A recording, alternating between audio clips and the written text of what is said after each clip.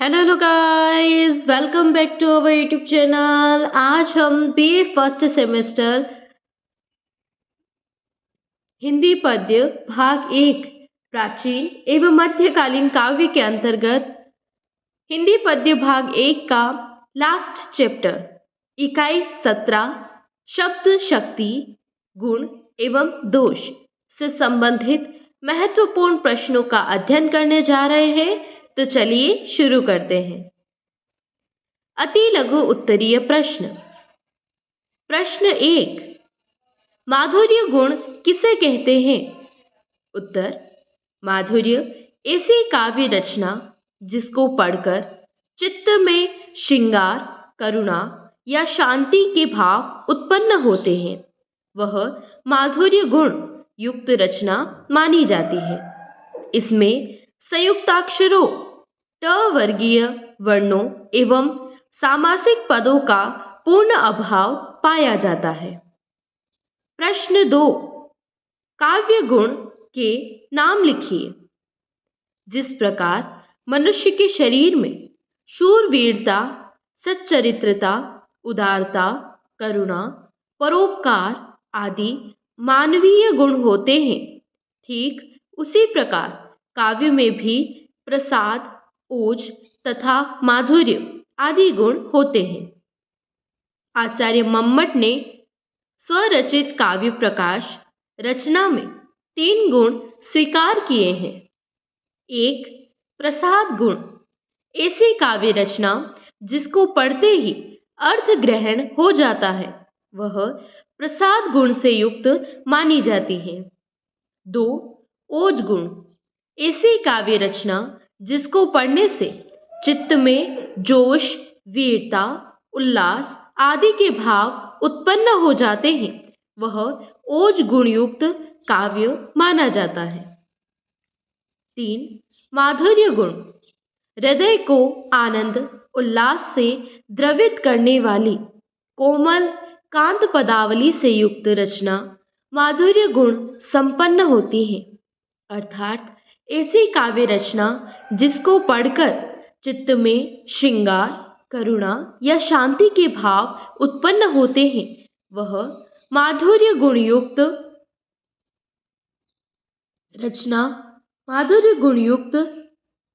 रचना मानी जाती है। बढ़ते हैं अगले प्रश्न की ओर। प्रश्न 3, भरत मुनि ने काव्य गुणों की संख्या कितनी है? उत्तर, गुणों के भेद प्रभेदों का निरूपण सर्वप्रथम आचार्य भरत मुनि ईस्वी पूर्व प्रथम शताब्दी द्वारा रचित नाट्य शास्त्र ग्रंथ में किया।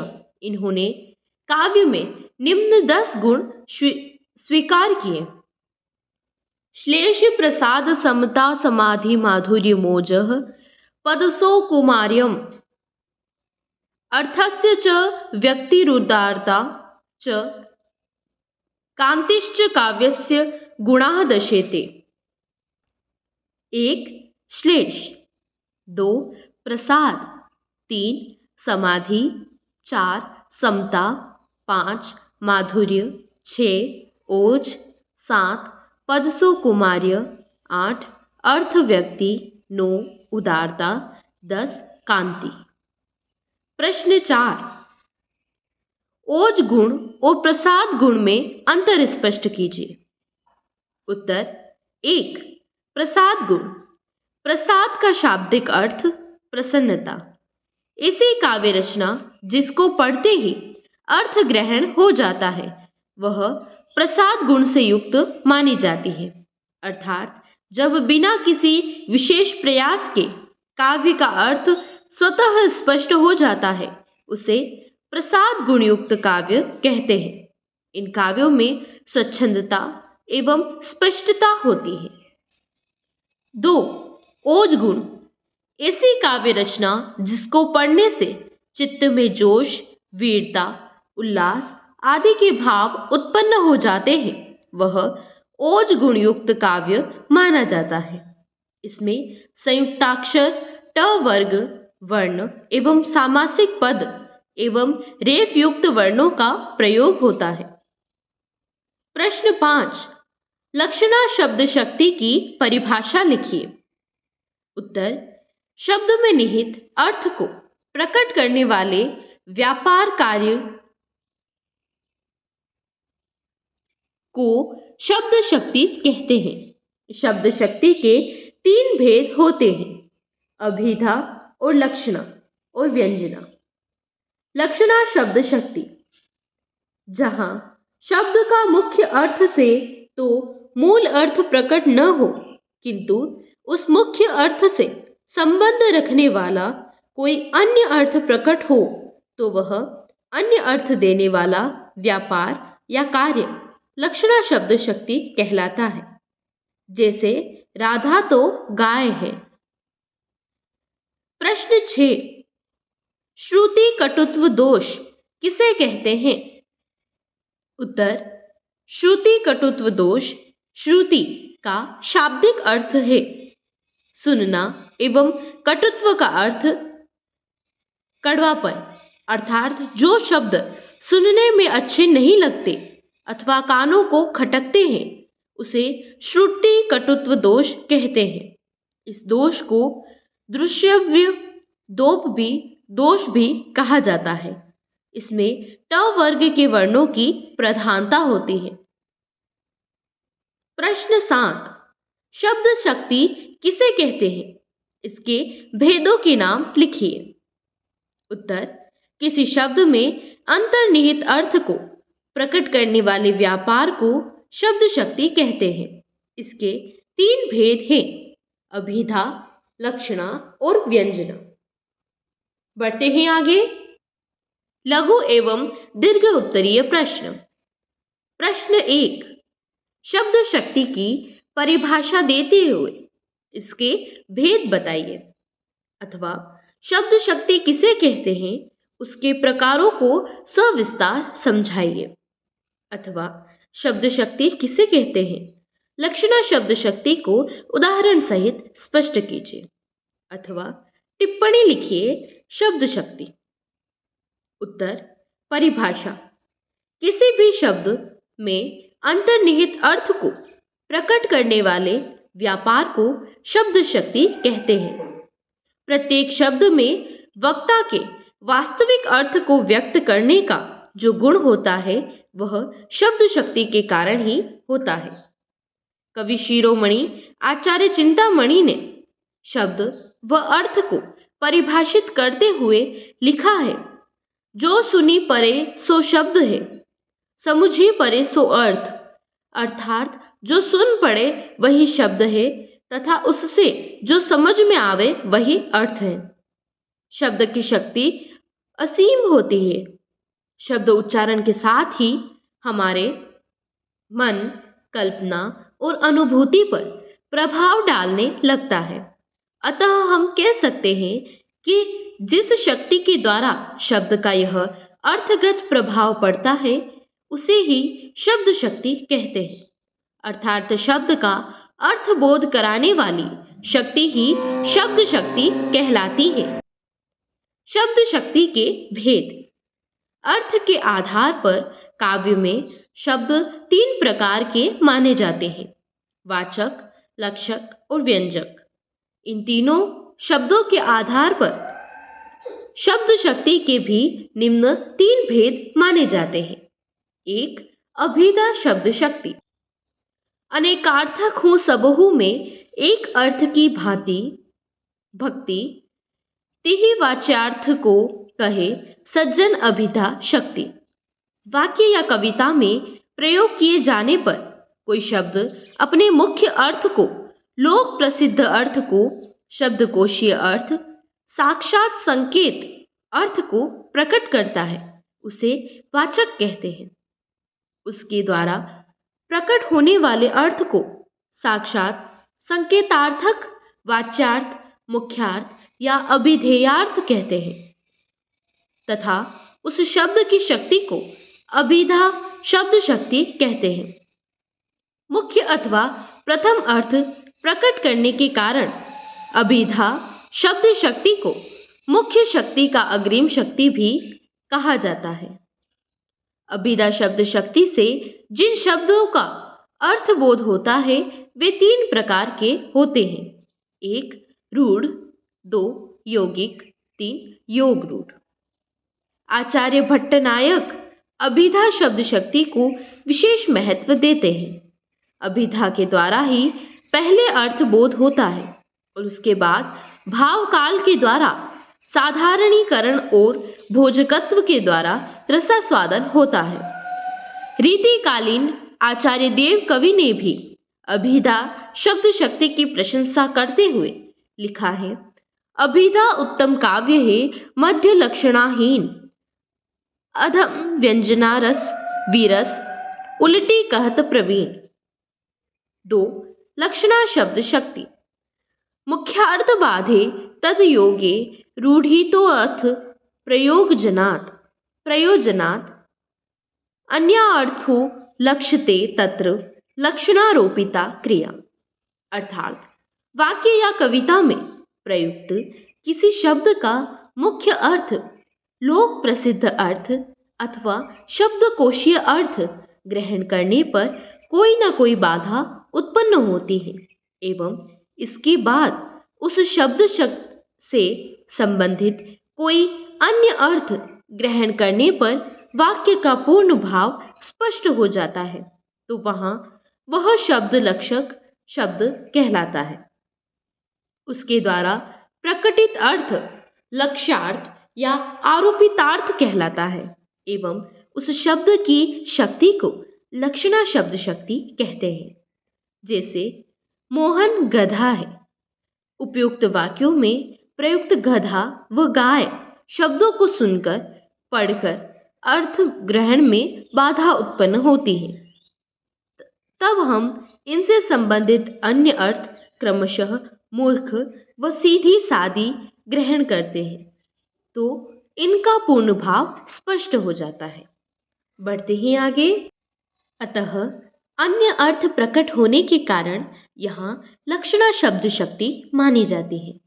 एक शब्द के अर्थ में बाधा पड़े, दो शब्द के मुख्य अर्थ से संबंधित कोई अन्य अर्थ लिया जाए, तीन उस अन्य अर्थ लक्ष्यार्थ को ग्रहण करने के पीछे कोई रूढ़ि या विशेष प्रयोजन हो। लक्षणा शब्द शक्ति के भेद। लक्षणा शब्द शक्ति के 8 भेद निम्न प्रकार हैं। एक रूढ़ा लक्षणा। जब किसी रूढ़ि या प्रचलन के कारण मुख्यार्थ को छोड़कर कोई अन्य अर्थ ग्रहण किया जाता है, तब वहां रूढ़ा लक्षणा मानी जाती है। इसे रूढ़ी लक्षणा, रूढ़िमती लक्षणा भी कहते हैं। जैसे राजस्थान वीर है। दो प्रयोजनवती लक्षणा। यहाँ मुख्यार्थ से संबंधित अन्य अर्थ किसी विशेष प्रयोजन की सिद्धि के लिए किया जाता है, तो वहाँ प्रयोजनवती लक्षणा मानी जाती है। जैसे श्वेत दौड़ रहा है। तीन गौणी लक्षणा। लक्षणा शब्द शक्ति में लक्ष्यार्थ सदैव मुख्यार्थ से संबंध होता है। चार शुद्धा लक्षणा। जब किसी पद में मुख्यार्थ की बाधा होने पर सादृश्य के अतिरिक्त अन्य संबंधों के द्वारा उसे ग्रहण किया जाता है, तो वहां शुद्धा लक्षणा मानी जाती है। 5 सारोपा लक्षणा। जब किसी पद में उपमेय और उपमान दोनों का शब्द द्वारा निर्देश करते हुए अभेद बतलाया जाता है, वहां सारोपा लक्षणा मानी जाती है। 6 साध्य वसाना लक्षणा।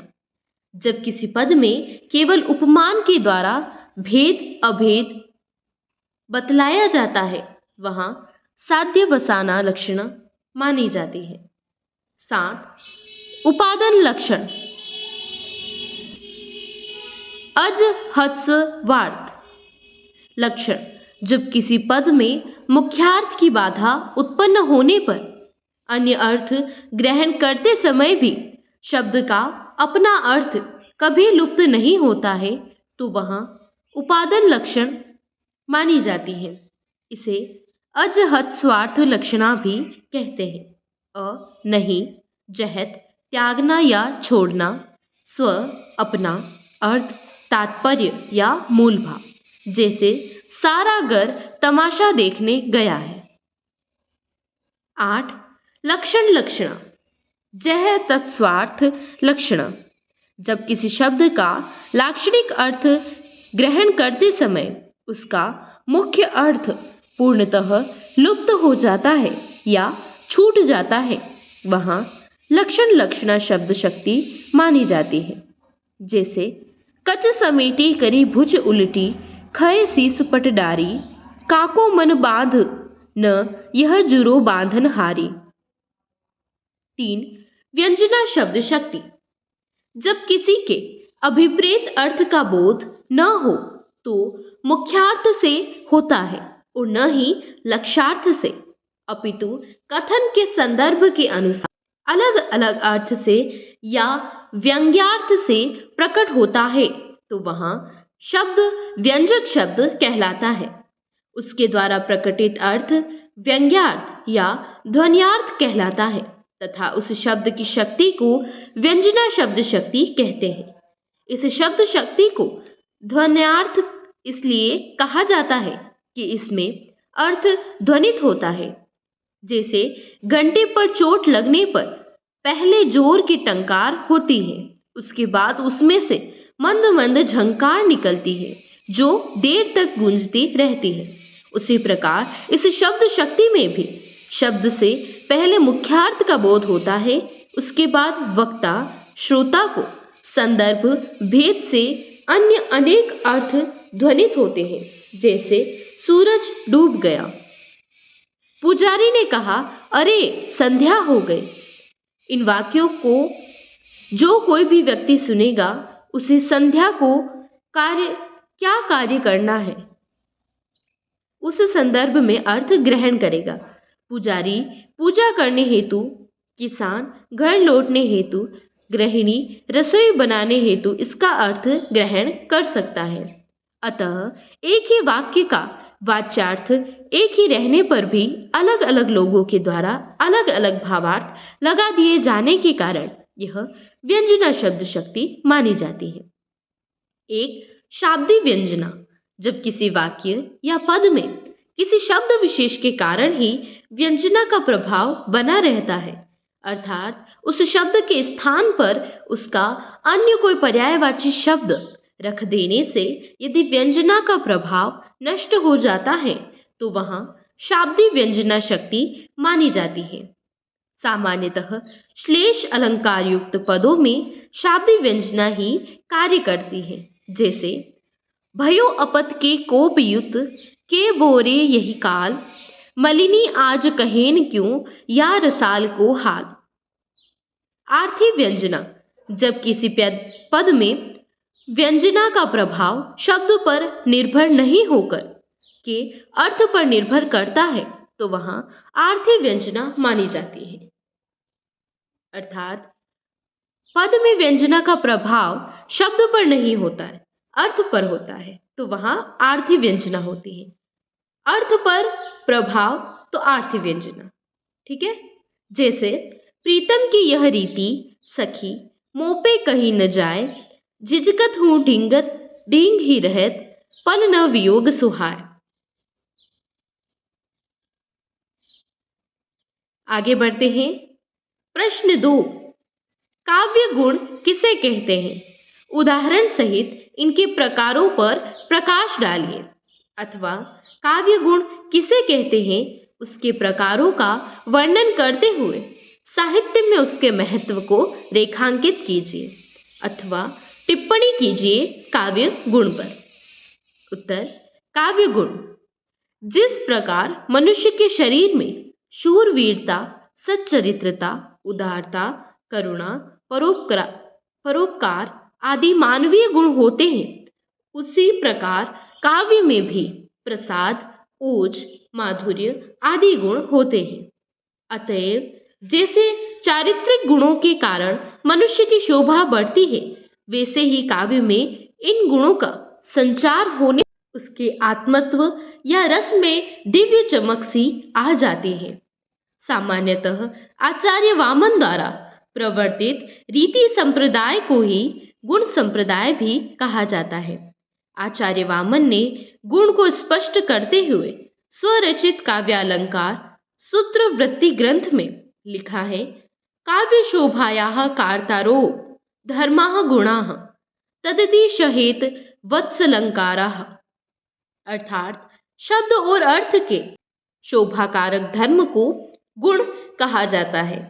वामन के अनुसार गुण काव्य के नित्य धर्म है। इनकी उपस्थिति में काव्य का अस्तित्व संभव है, असंभव है। गुणों के भेद प्रभेदों का निरूपण सर्वप्रथम आचार्य भरत मुनि ईस्वी पूर्व प्रथम शताब्दी द्वारा रचित नाट्यशास्त्र ग्रंथ में किया गया था। इन्होंने काव्य में निम्न 10 गुण स्वीकार किए थे।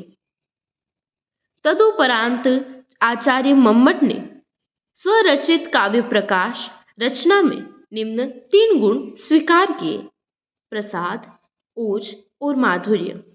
जैसे मनुष्य के अंदर गुण होते हैं, वैसे ही रचना में 3 गुण होते हैं, प्रसाद, ओज और माधुर्य। आचार्य विश्वनाथ ने भी स्वरचित साहित्य दर्पण रचना में इन 3 गुणों प्रसाद, ओज व माधुर्य को ही स्वीकार किया तथा इसके बाद पंडित राज जगन्नाथ ने भी रस गंगाधर रचना में उक्त 3 गुणों को स्वीकार किया। एक प्रसाद गुण। अब हम प्रसाद गुण के बारे में विस्तृत जानकारी पढ़ेंगे। ऐसी काव्य रचना जिसको पढ़ते ही अर्थ ग्रहण हो जाता है, वह प्रसाद गुण से युक्त मानी जाती है। अर्थात जब बिना किसी विशेष प्रयास के काव्य का अर्थ स्वतः ही स्पष्ट हो जाता है, उसे प्रसाद गुणयुक्त काव्य कहते हैं। स्वच्छता एवं स्पष्टता प्रसाद गुण की प्रमुख विशेषताएं मानी जाती है। प्रसाद गुण ऐसे धुले हुए वस्त्र के समान होता है जिसमें जल सहजता से व्याप्त हो जाता है, अथवा वह ऐसी सूखी लकड़ी के समान है जो तत्काल ही आग ग्रहण कर लेती है अथवा उसको फैला देती है। प्रसाद गुण चित्त को व्याप्त और प्रसन्न करने वाला होता है। यह समस्त रचनाओं और रसों में रहता है। इसमें आए शब्द सुनते ही अर्थ के द्योतक होते हैं। आचार्य भिखारी राम ने प्रसाद गुण का लक्षण इस प्रकार प्रकट किया है। मन रोचक अक्षर परे सोहे शिथिल शरीर, गुण प्रसाद जल सुक्ति ज्यों प्रगट अरथ गंभीर। जैसे, हे प्रभु आनंद दाता हमको ज्ञान दीजिए, शीघ्र सारे दुर्गुणों को हमसे कीजिए, लीजिए हमको शरण में, हम सदाचारी बने, ब्रह्मचारी धर्म रक्षक वीर व्रतधारी बने। 2. ओज गुण। ऐसी काव्य रचना जिसको पढ़ने से चित्त में जोश, वीरता, उल्लास आदि की भावनाएं उत्पन्न हो जाती है, वह ओज गुणयुक्त काव्य रचना मानी जाती है। गौड़ी रीति की तरह इसमें संयुक्ताक्षरों, ट वर्गीय वर्णों, समास पदों एवं रेफ युक्त वर्णों का प्रयोग अधिक किया जाता है। वीर, रौद्र, भयानक, विभत्स आदि रसों की रचना में आज ओज गुण ही अधिक पाया जाता है। आचार्य भिखारी दास ने इसका लक्षण इस प्रकार प्रकट किया है। उद्धत अक्षर जहां भरे, सकट युत मिलियाई, ताही ओज गुण कहत है जो प्रवीण कविराय। जैसे, चिक्कर ही दिग्गज डोल मही, अहि लोल सागर खर भरे, मन हरक सम गंधर्व सुर मुनि, नाग किन्नर दुख टरे। कटक टही मरकट विकट भट बहु, कोटि कोटिन धावही, जय राम प्रबल प्रताप कौशल नाथ गुण गण गावही। 3. माधुर्य गुण, हृदय को आनंद और उल्लास से द्रवित करने वाली कोमल कांत पदावली से युक्त रचना माधुर्य गुण संपन्न होती है। अर्थात ऐसी काव्य रचना जिसको पढ़कर चित्त में श्रृंगार, करुणा या शांति के भाव उत्पन्न होते हैं, वह माधुर्य गुणयुक्त रचना मानी जाती है। वैदर्भी रीति की तरह इसमें संयुक्ताक्षरों, ट वर्गीय वर्णों एवं सामासिक पदों का पूर्ण अभाव पाया जाता है अथवा अत्यल्प प्रयोग किया जाता है। श्रृंगार, हास्य, करुण, शांत आदि रसों से युक्त रचनाओं में माधुर्य गुण पाया जाता है। आचार्य भिखारी दास ने इसका लक्षण इस प्रकार प्रस्तुत किया है। अनुस्वार ओ वर्ग युक्त सबे वर्ण अटवर्ग, अक्षर जामे मृदु परे सो माधुर्य निसर्ग। जैसे बतरस लालच लाल की मुरली धरी लुकाए, सोह करे भोहनी हसे देन कहीं नटी जाए।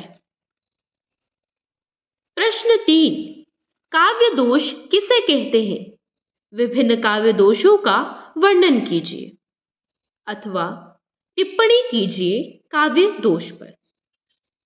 उत्तर, किसी व्यक्ति या वस्तु में किसी प्रकार की कोई भी कमी होना उसका दोष कहलाता है। दोष की परिभाषा तो यही हुई ना, किसी व्यक्ति या वस्तु में किसी प्रकार की कोई कमी होना उसका दोष कहलाता है। इसी प्रकार किसी काव्य में भी यदि किसी प्रकार की कोई कमी होती है तो वह काव्य दोष माना जाता है। दोष की परिभाषा, विभिन्न आचार्यों ने काव्य दोष को निम्नानुसार परिभाषित किया है। अलग अलग आचार्य या अलग अलग कवियों के अनुसार काव्य दोष की अलग अलग परिभाषाएं हैं, तो उनका अध्ययन करते हैं। तो चलिए, एक साहित्य दर्पणकार आचार्य विश्वनाथ के अनुसार काव्य दोष की परिभाषा है, रसापकर्षणा दोषाः, अर्थात काव्य में श्रृंगार, हास्य, करुणा आदि रसों को नष्ट करने वाले तत्व दोष कहलाते हैं। 2, काव्य प्रकाश कार आचार्य मम्मट के अनुसार मुख्यार्थ हथिर दोषाः, अर्थात काव्य के मुख्यार्थ अभिधेयार्थ को नष्ट करने वाले तत्व दोष कहलाते हैं। 3, काव्य अलंकार सूत्र वृत्तिकार आचार्य वामन के अनुसार गुण विपर्यात्मानो दोषाः, अर्थात काव्य में प्रसाद, ओज, माधुर्य आदि गुणों के विरोधी तत्व दोष कहलाते हैं। सारांश, उपयुक्त सभी तथ्यों के आधार पर यह कहा जाता है कि किसी भी काव्य रचना में रस, गुण, मुख्यार्थ आदि को नष्ट करने वाले तत्व एवं मानसिक चिंता में वृद्धि करने वाले तत्व काव्य दोष कहलाते हैं। परंतु सभी काव्य दोषों का अध्ययन करने के उपरांत काव्य के समस्त प्रकार के दोषों को मुख्यतः निम्न 3 श्रेणियों में विभाजित किया जाता है। 1, शब्द दोष या पद दोष। 2, वाक्य दोष या रस दोष। 3, अर्थ दोष। 1, शब्द दोष या पद दोष। व्याकरण के नियमों के विरुद्ध किसी शब्द या पद के प्रयोग को शब्द दोष कहा जाता है। अर्थात जब किसी काव्य में व्याकरण संबंधी कोई त्रुटि पाई जाती है तो वहाँ शब्द दोष या पद दोष माना जाता है। जैसे कुमुदिनी खिल गया बाल रवि को देखी। 2, वाक्य दोष या रस दोष। वाक्य की रचना में पाया जाने वाला दोष वाक्य या रस दोष कहलाता है। अर्थात जब किसी काव्य में क्रम भंग संबंधी कोई त्रुटि पाई जाती है तो वहाँ वाक्य दोष या रस दोष माना जाता है। जैसे अमानुषी भूमि अबानरी करो। राक्षस राज रावण द्वारा उक्त प्रस्तुत पंक्ति में रावण का कहने का अभिप्राय तो यह है कि मैं इस भूमि को मनुष्य व बंदरों से रहित कर दूंगा। 3. अर्थ दोष। किसी काव्य रचना में अर्थ से संबंध रखने वाले दोष अर्थ दोष कहलाते हैं। सामान्यतः जब किसी वाक्य में एक ही अर्थ प्रकट करने वाले अनावश्यक शब्दों का प्रयोग कर दिया जाता है तो वहां अर्थ दोष माना जाता है। बांध्यो जल निधि निर्निधि जलधि सिंधु वारिशा सत्य तोय निधि कंपति पयोधि नदीशा। अन्य दोष। काव्य में अन्य दोष अग्रांकित है। श्रुति कटुत्व दोष।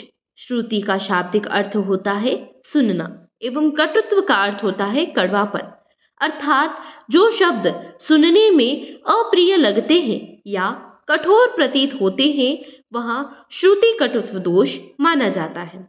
पहचान के लिए जब किसी काव्य में मूर्धन्य वर्णों या संयुक्त वर्णों का अधिक प्रयोग हो गया है वहां श्रुति कटुत्व दोष होता है।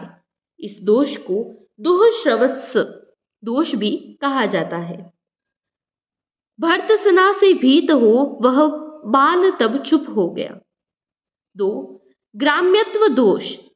काव्य में प्रायः साहित्यिक शब्दों का ही प्रयोग किया जाता है, परंतु जब कवि या लेखक के द्वारा काव्य में भी ग्रामीण बोलचाल के शब्दों का प्रयोग कर दिया जाता है तो वहां ग्राम्यत्व दोष माना जाता है। जैसे मूंड पर मुकुट धरे सोहत है गोपाल। प्रस्तुत पद में कवि ने मस्तक अर्थ को प्रकट करने के लिए ग्रामीण बोलचाल के शब्द मूंड का प्रयोग किया है, अतएव यह ग्राम्यत्व दोष माना जाता है। क्लिष्टत्व दोष। जहां किसी काव्य का अर्थ सहज से नहीं आता है अपितु बड़ी कठिनाई से उसका अर्थ ज्ञात किया जा सकता है तो वहां क्लिष्टत्व दोष माना जाता है। कहने का तात्पर्य यह है कि जब किसी काव्य में अनेक शब्द का आपस में मिलकर अर्थात एक दूसरे से जोड़कर कोई अर्थ प्रकट होता है तो वहां क्लिष्टत्व दोष माना जाता है। जैसे अजा सहेली तासु रिपु ता जननी भरतार ता के सुत के मित्र को भजिए बारंबार। 4. अप्रतित्व दोष। लोक व्यवहार में प्रयुक्त न होने वाले शास्त्रीय पदों का काव्य में प्रयोग होना अप्रतित्व दोष कहलाता है। शब्दकोश में एक ही शब्द के कई बार अनेक अर्थ भी प्राप्त होते हैं, परंतु उनमें से लोक प्रसिद्ध अर्थ कोई एक ही होता है। परंतु यदि कोई कवि अपने काव्य में उस लोक प्रसिद्ध अर्थ में शब्द का प्रयोग नहीं करके किसी अन्य शास्त्रीय अर्थ में उसका प्रयोग करता है तो वहां अप्रतित्व दोष माना जाता है। जैसे विस्मय यह गोदावरी अमृत तन को फल देत केशव जीवन हार को अशेष दुख हर लेत। 5. अक्रमत्व दोष। वाक्य रचना की दृष्टि से जहां क्रम भंग पाया जाता है वहां अक्रमत्व दोष होता है, अर्थात वाक्य में शब्दों का प्रयोग जहां होना चाहिए वहां नहीं होकर कहीं अन्यत्र होता है तो वहां अक्रमत्व दोष माना जाता है। जैसे विश्व में लीला निरंतर कर रहे मानवी। 6. दुष्क्रमत्व दोष। जब किसी बात को क्रमबद्ध नहीं कहा जाता है तो वहां दुष्क्रमत्व दोष माना जाता है, अर्थात लोक मान्यता के अनुसार जो बात पहले कही जानी चाहिए उसे बाद में कहा जाता है और बाद में कही जाने वाली बात को पहले कह दिया जाता है तो वहां दुष्क्रमत्व दोष माना जाता है। जैसे नृपमो कह हर दीजिए अथवा मत गजेंद्र। 7. च्युत संस्कृति दोष। जब किसी शब्द व्याकरण के नियमों के विरुद्ध प्रयुक्त होता है तब भाषा की संस्कार से गिर जाने च्युत हो जाने के कारण वहां च्युत संस्कृति दोष माना जाता है। अर्थात किसी काव्य में व्याकरण संबंधी कोई त्रुटि पाई जाती है तो वहाँ च्युत संस्कृति दोष माना जाता है। जैसे इस निराशता को छोड़ो, आशा से काम लो। 8. अश्लीलत्व दोष, जब किसी काव्य में अश्लील, लज्जाजनक या अमंगल सूचक शब्दों का प्रयोग पाया जाता है तो वहाँ अश्लीलत्व दोष माना जाता है। जैसे रावण के दरबार में स्थित अंगद पाद। 9. न्यून पदत्व दोष, जहाँ अभीष्ट अर्थ को सूचित करने वाले किसी पद की कमी हो और अर्थ को स्पष्ट करने के लिए कोई शब्द जोड़ना पड़े, वहाँ न्यून पदत्व दोष माना जाता है। जैसे पानी पावक पवन प्रभु, जो असाधु त्यो साधु। 10. अधिक पदत्व दोष, जहाँ काव्य में अनावश्यक शब्दों का प्रयोग किया जाता है, वहाँ अधिक पदत्व दोष माना जाता है। जैसे अनावश्यक शब्दों को हटा देने से काव्य का सौंदर्य घटने की बजाय बढ़ जाता है। जैसे अब गुंठन घूंघट दिए मंद मंद मुस्काए। 11. पुनरुक्तित्व दोष, जब किसी पद काव्य में एक शब्द अथवा वाक्यांश द्वारा वांछित अर्थ निकलने के बावजूद भी उसका पुनः प्रयोग कर दिया जाता है तो वह पुनरुक्तित्व दोष माना जाता है। जैसे जो तीय मोह मन ले गई, कहाँ गई वह तीय। 12. हतवृत्त दोष या छंदोभंग दोष, जब किसी पद में छंद के नियमों, यति गति मात्रा आदि के अनुशासन का पूर्ण रूप से पालन नहीं किया जाता है तो वहाँ हतवृत्त दोष, छंदोभंग दोष माना जाता है। जैसे गुरु गोविंद दोऊ खड़े, काके लागू पाए, बलिहारी गुरु आपने गोविंद दियो बताए। 13. प्रसिद्ध त्यागत्व दोष, जब किसी पद काव्य में परंपरागत रूढ़ि अथवा प्रसिद्धि के विरुद्ध क्रियापदों का प्रयोग किया जाता है तो वहाँ प्रसिद्ध त्यागत्व दोष माना जाता है। जैसे सखी नील नभस्सर से उतरा, यह हंस आहा तरता तरता, अब तारक मौक्तिक शेष नहीं, निकला जिनको चरता चरंता। 14. अनवितत्व दोष, जहाँ एक ही प्रकार के शब्दों का बार बार प्रयोग किया जाता है तो उनसे किसी भी प्रकार की नवीनता या विलक्षणता न हो तो वहाँ अनवित्व दोष माना जाता है। जैसे सदा रहत नभ गोन रवि, सदा चलत है पौन, सदा धरत भुविशेष सिर, धीर सदा रह मौन। 15.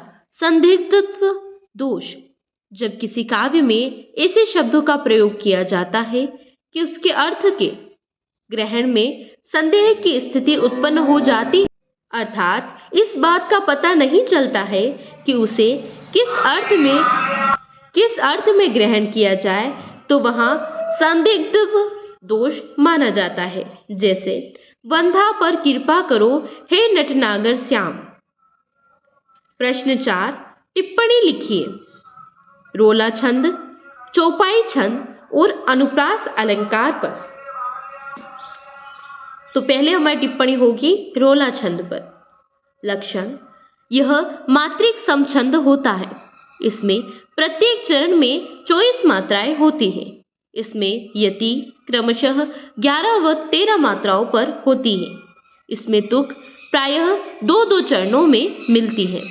उदाहरण: हे देवी, यह नियम सृष्टि में सदा अटल है, रह सकता है वही सुरक्षित जिसमें बल है।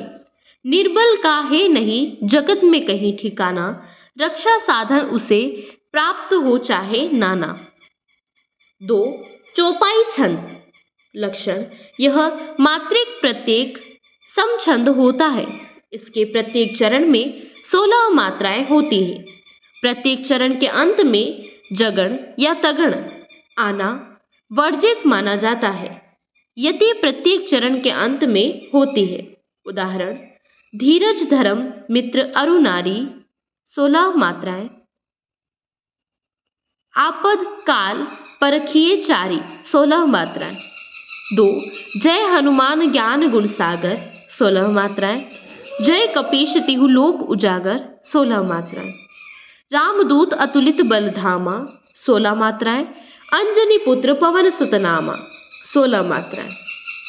3 अनुप्रास। लक्षण: स्वर का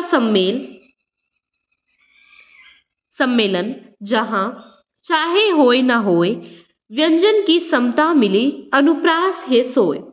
अनुप्रासः शब्द साम्य वैषम्योऽपि स्वरस्य यत्।